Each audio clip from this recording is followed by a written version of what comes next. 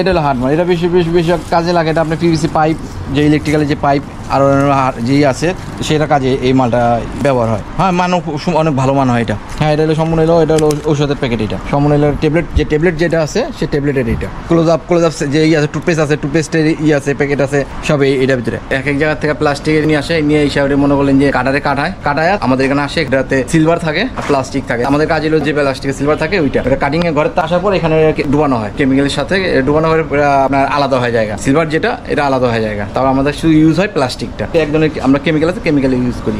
এই কেমিক্যালের রং না, কেমিক্যাল হয় সাদা, কিন্তু এটা হলো আপনার যে সিলভার যেটা আছে সেটা গইলা আস্তে আস্তে এক এক রকম কালার প্লাস্টিক আসে, তো সেটাতে মানে রং বেরায় আর কি। কেমিক্যাল দেওয়ার পর পরে এটা আস্তে আস্তে খুব হিট হওয়ার সাথে আপনার এটা সিলভারটা গলে যায়। গলে জানাবো 7 থেকে 8 দিন পর আমরা এটা উঠাইয়া ধুলাই মেশিন আছে আমাদের, ওইখানে ধুলাই হয়। তারপর এটা ওইখান থেকে আবার এখানে শুকানো হয়।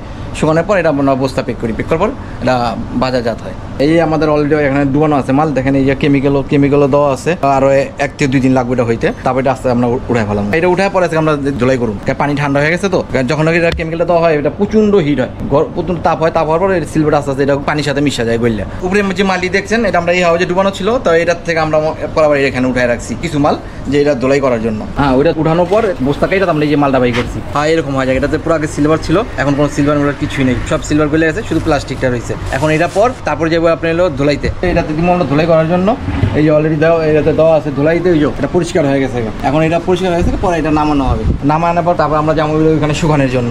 এটার কাজ শেষ শুধু ধুলাই করা। তাই এটা ধুলাই হয়ে গেছে। এটা বেরো অল্প, আনুমানিক আপনার 10 থেকে 12 কেজি, 10-12 কেজি, 5 থেকে 7 মিনিট সময় লাগে আর কি। এটা সার কন্টিনিউ চলতে থাকে। এটা প্রতিদিন 400-500 কেজি মাল হয় এটা থেকে।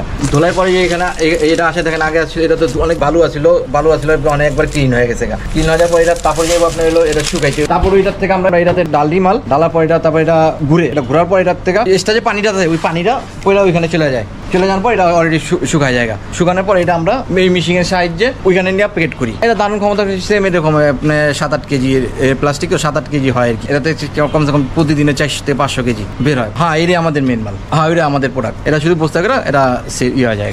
আমরা এটা যখন মালটা শুকায় যায়, শুকানোর পর আমরা এইটার পাইপের মাধ্যমে এই মালটারে এটা টাইনা নেয়। শুকানোর পর এটা দিলে এটা মনে করেন হাওয়া এটা টাইনা নেয়। টাইনা নিয়ে এটা পুরো সম্পূর্ণ একদম যেটুকু পানি থাকে এরকম একদম পুরো শুকায় ফেলায়। শুকানোর পর এটা ওইখানে চলে যায়। ওইখানে বস্তা দেওয়া আছে, ওই বস্তার ভিতরে যে আপনার প্যাকেট হয়ে যায়। তারপর আমাদের এই যে বস্তা প্যাকেট হয়েছে, আমরা বস্তাটা সিলাই করে রেখে দিই। পরে থেকে যাদের পার্টি আসবে সে তারা নিয়ে চলে যাবে আর কি। আর এটা হলো আপনার হলো নরমাল। এটা আপনার হয় দেখা যায় কি যে আপনি যে কোনো আপনার এই ড্রাম হয়, তারপর প্লাস্টিকের পলিথিন যেটি আছে সেই সব কাজে এটা ইউজ হয় আর কি।